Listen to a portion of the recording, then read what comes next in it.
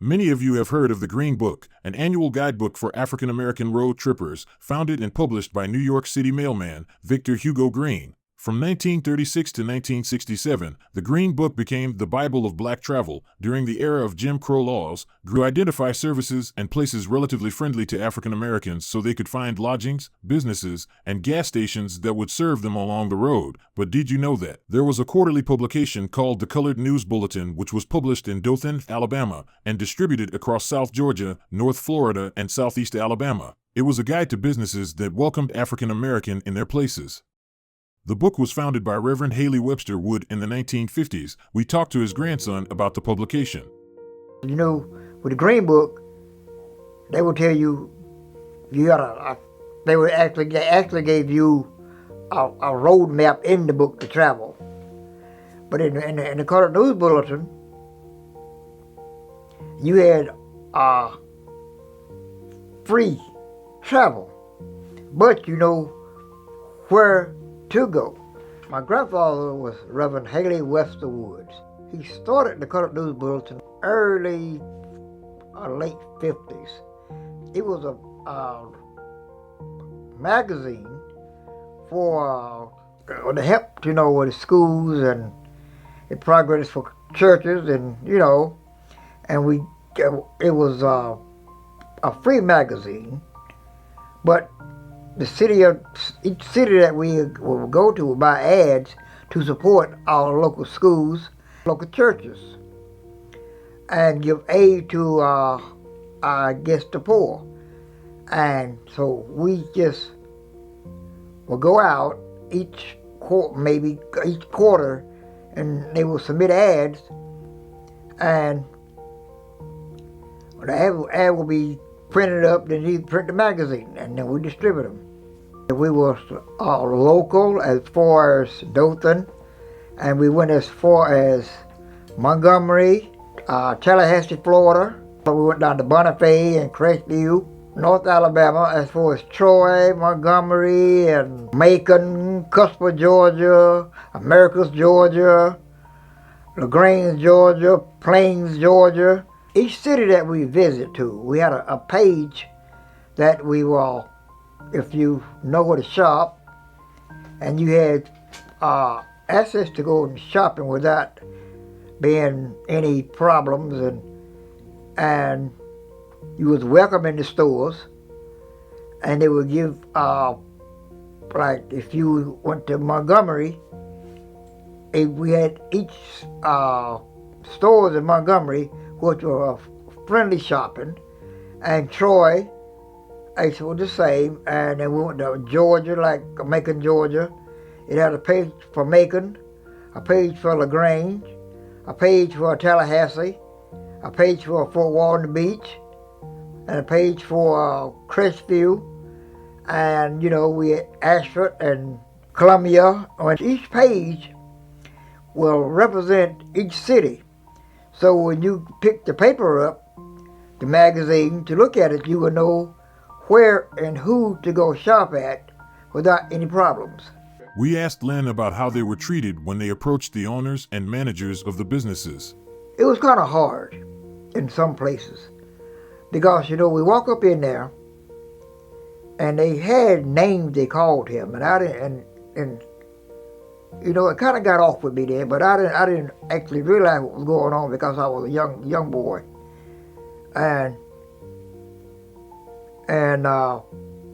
we could be walking on the sidewalk, and they could just tell him, "Uncle, get off the sidewalk," and he would get off the sidewalk to let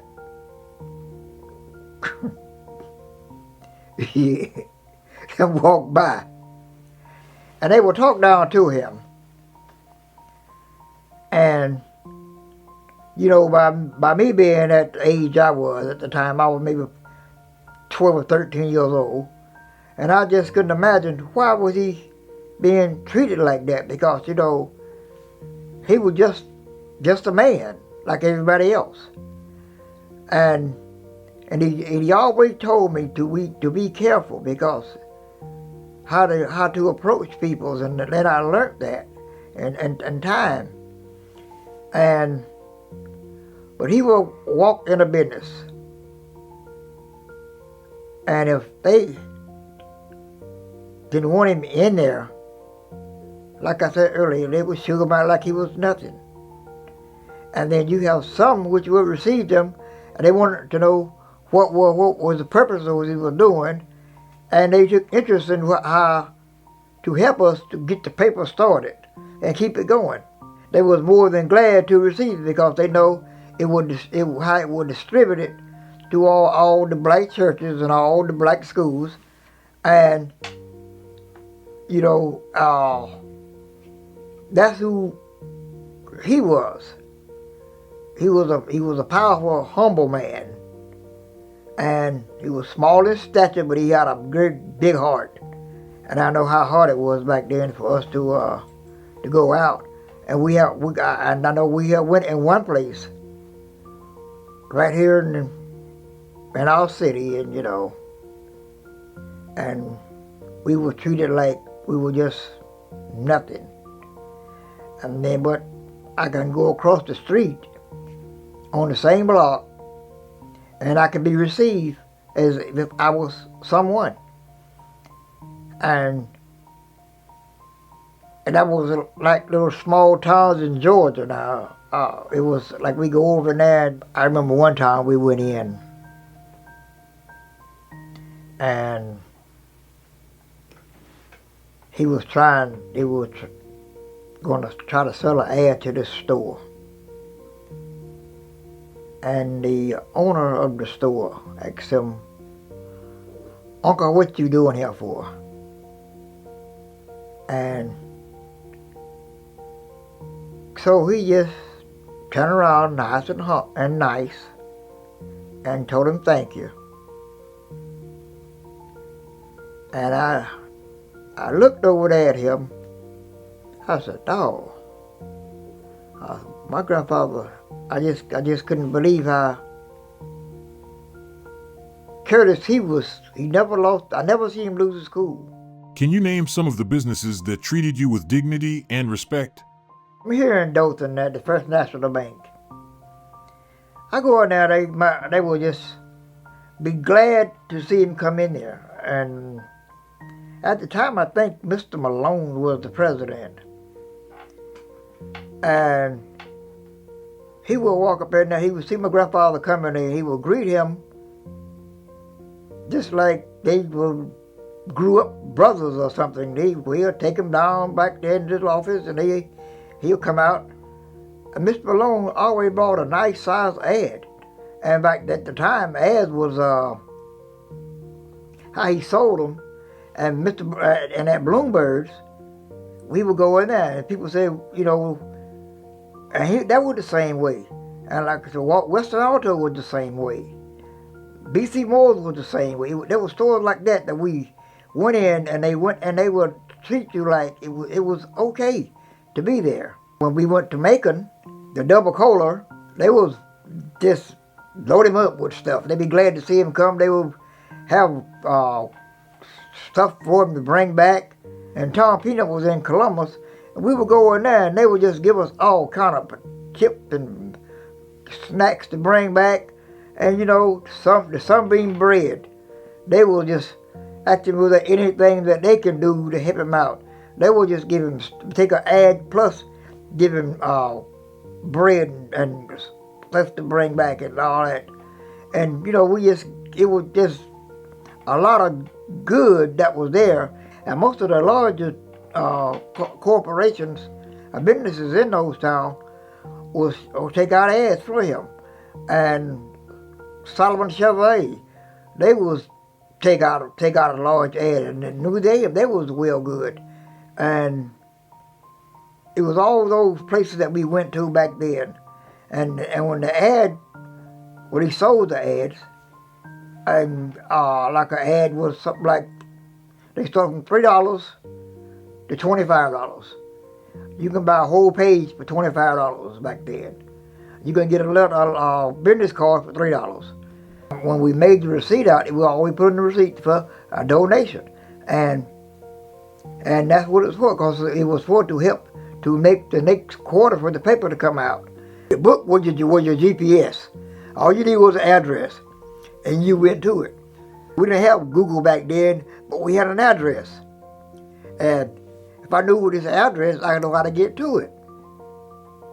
And if I know who sold what, because even if I need farm equipment, I know where to go buy farm equipment at. If I need to go buy clothes, I know the clothing stores are located. Simply by looking at the magazine, I know where to go to and what city. If you from Macon and you decide to visit LaGrange, you will know where to go to shop. If you was in Dothan and you decide to visit Troy, you will know where to go to shop. If you were from Troy, you know they would come to Dothan to shop. What we will do, we will load the car and with the magazines, and as we go to Troy, to each place that we town that had an ad in the paper, we will give them the magazines, and they were free to the public because this ad pays for the magazines. So that's how they were distributed. By each business that purchased an ad will have their own stack, and they will just pass them out. What were some of the other features in the magazine? The Colored News Bulletin also featured life lessons. If the church was having an event, it would feature that.